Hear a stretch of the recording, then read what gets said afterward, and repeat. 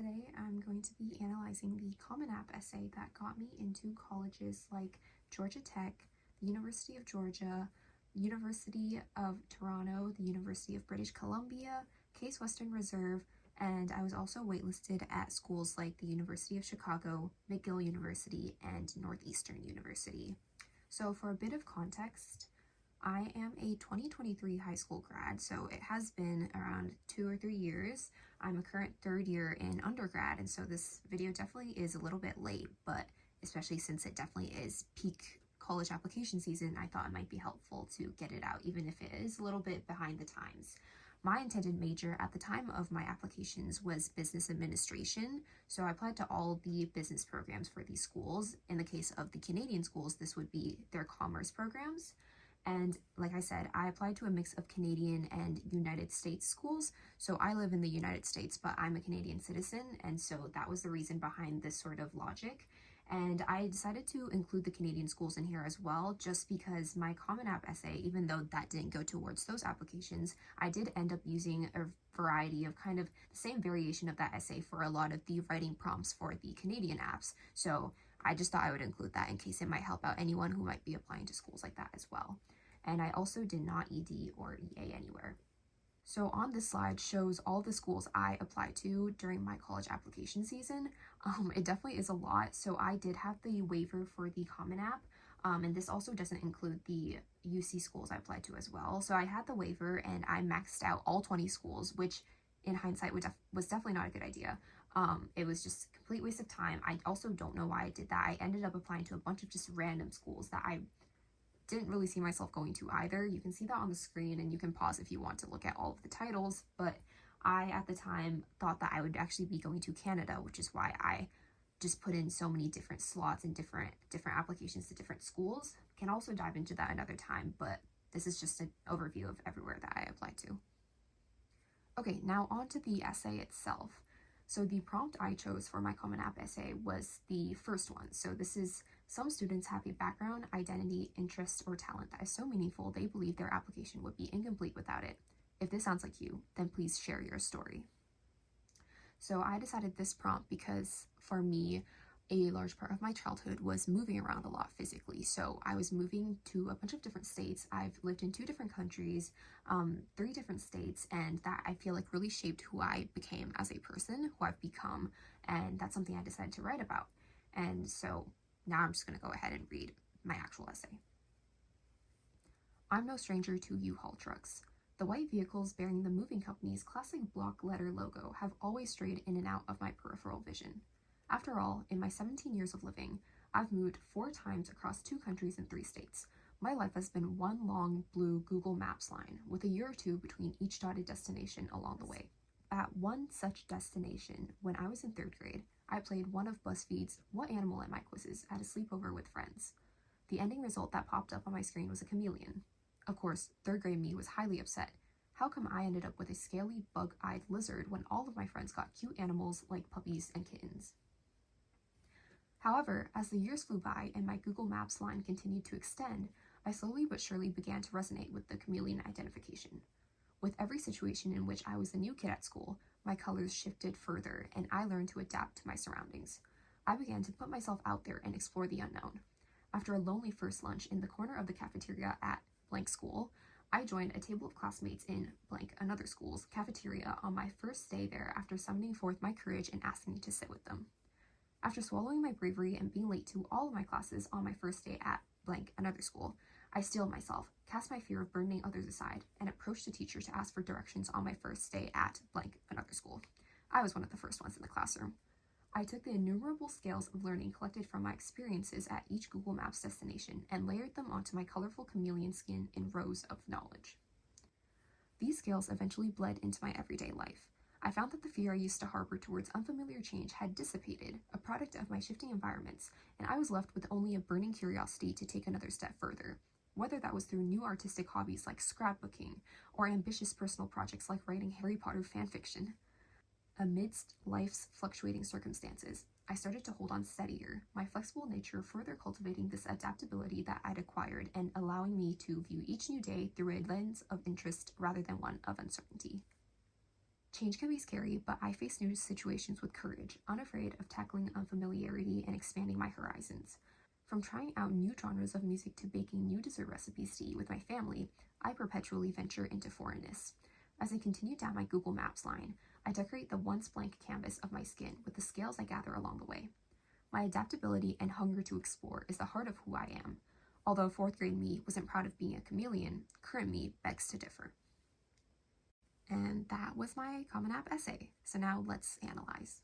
So in terms of strengths here, I would say that the use of a strong central metaphor that's easy to follow really helped out in my case. So in this essay specifically, that sort of metaphor from the U-Haul truck to the Google Maps line, which I then brought the essay back to at the end, and also the sort of use of the chameleon throughout the entire essay, that combined metaphor, I feel like made it very cohesive and was just threaded throughout the essay really well. And I know that admissions readers really value clarity, and I feel like this metaphor gave them just a clean mental model of, who I am, who in this case is showcased as someone who's shaped by movement and adaptation. And I think the callback to the BuzzFeed quiz is also something I employ, not just for a touch of maybe humor or, lightweightness, but is just memorable and human as well, because, all of us have taken those quizzes. I would also say that a strength is the use of the concrete anecdotes that I use. So not just abstract traits. I try to imply as many, real world scenarios and situations from my real life into this small amount of, this word limit, even in just a few sentences. And I feel like that really helps out, with the whole sitting alone at lunch and then asking to join a table, being lost on the first day of school and asking a teacher for help. These are small moments, but that's actually good because they feel more real and age appropriate rather than just inflated, which to me, now that it's been a good few years since I've actually written this essay, now when I read back on it, I think to myself, oh, this feels really genuine and age appropriate, and it really does feel like a 17-year-old wrote this at the time, which also brings me to that last bullet point, which I'll jump to really quick. It feels as though the voice is very genuine and youthful. To me now, it does sound like a real 17-year-old is reflecting thoughtfully on what has impacted her as a person, not someone just trying to impress with prestige or anything like that. And I think this really helps with, this has really helped with those details like fan fiction or scrapbooking and baking with my family. And then that final third bullet point that I think really made this stand out is just the emotional growth over time. I feel as though it's portrayed pretty steadily, that arc from that third grade disappointment to then reluctant acceptance and then pride and adaptability, I feel like is very clear and emotionally grounded. Obviously, admissions officers love to see reflection, not just hardship. Even if you face hardship, where did that get you, is what they're trying to see. Ooh, I'm editing this and I realized I forgot the third bullet point, the whole creative spin thing, which I think is something I should probably touch on too. I feel like it's a very basic background or story for, college students to write about in their essay about, I've moved around a lot, or I've had so many different experiences in my life being in, maybe physically different environments a lot. And that has made me into the person I am today. And, that's something that I feel like is a pretty basic story you see around a lot. And so kind of putting a creative spin to it, which I feel like is a combination of kind of all of these strengths, the use of the metaphor, the concrete anecdotes, making sure that there's a variety in there to make this storytelling unique, really, really made this a strong essay, in my opinion. Of course, there are also weaknesses to this essay as well. I definitely do not want to sound like I'm glazing my own essay because it's very far from perfect. So these are just things I would change, reading back on it now after these years. This is just what I would change if I were to go back and rewrite this all over again. So the first thing is that I feel as though the language I used is occasionally overwritten. So for example, I feel like some of the sentences just work too hard and kind of risk losing impact. So for example, I steeled myself, cast my fear of burdening others aside. A sentence like that, it's not bad, but it feels as though the pacing is a bit slow. And I think the biggest thing to me is it just feels a bit performative instead of natural. I think I would just change up that language a little bit if I were rewriting this again. I think another part that I would change would be that the metaphor, while it is strong, I think at the end it definitely pushed a bit too far. I think the chameleon imagery is effective, but I definitely overused it a little bit just with the words I was using to describe it. For example, canvas of my skin, rose of knowledge. It starts to just feel a bit repetitive. And you know, the last thing that you want to do is to have whatever metaphor you're using in your essay, if you are using one, to overshadow your actual story, and you in the essay. You know, a metaphor should support your story, not become the actual story.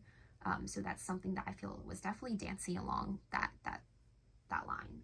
And finally, I would say the last thing is just, you know, some generic phrasing. You can't always escape from that, I guess, but you know, if I were to say anything, I would say, you know, lines I used like, quote unquote, change can be scary, or quote unquote, expanding my horizons, heart of who I am. These aren't wrong, but they're very common in Common App applications. I've read so many since I've submitted my own, and I've seen these just repeated constantly, all the time. I feel as though with this essay specifically, I already had the strong specifics down, so you know, there kind of was no point with using such generic phrasing to support something that was pretty strong already. Definitely could have, you know, elaborated a bit on that and been a bit more creative perchance. So yeah, that's just my analysis of my essay.